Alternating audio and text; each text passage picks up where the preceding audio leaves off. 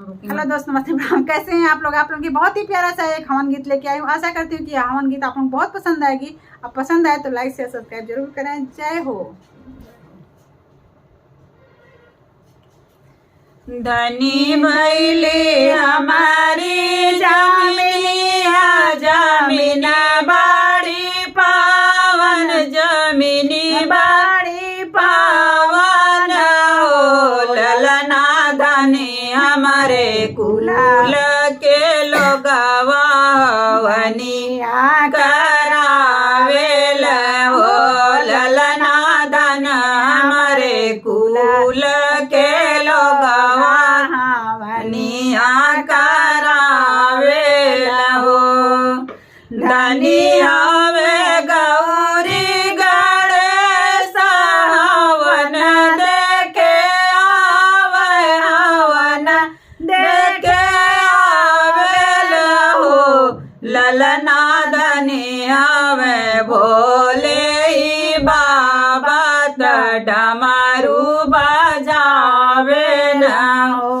ललना धनी हवे भोले ही बाबा डमरू बजावे न हो धनी हवे ब्रह्मा विष्णु हवन देखे आवे हवन देखे आवेल हो ललना धनी आई लक्ष्मी जी मैया हवन देखे आवेली हो ललना धनी आई लक्ष्मी जी मैया हवन देखे आवेली हो धनी भैली हमारी जमीनिया जमीना बड़ी पावन जमीनी बड़ी पावन हो ललना धनी हमारे कुल के लोगवा हवनिया का राम हवनिया का रामाई हो धनी हई राधा से रुकुमी हवन देखे आवे हवन देखे आवई हो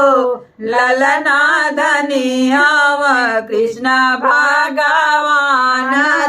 बसिया बजावेल बसिया बजावेल हो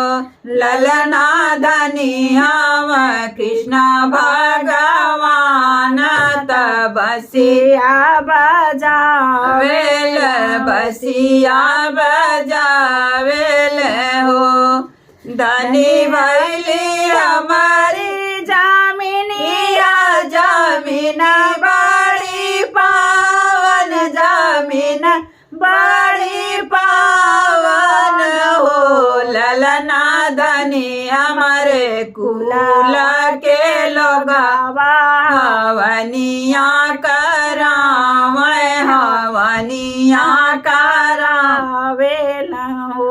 ललना धनी हमारे कुलवा के लोगवा हवनिया कराव हवनिया करावेल हो धनी हवे सीता जरनिया हवनी देखे आवे हवन देखे आवेली हो ललना धन हवे श्री रामचंद्र हवन दून सुन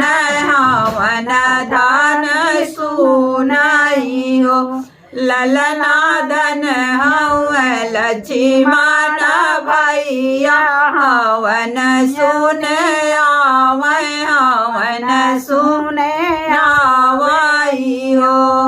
धनी भैली हमारी जमीनिया जमीन बड़ी पावन जमीनी बड़ी पावन हो ललना धनी हमारे कुलवा के लोगवा हवनिया कराव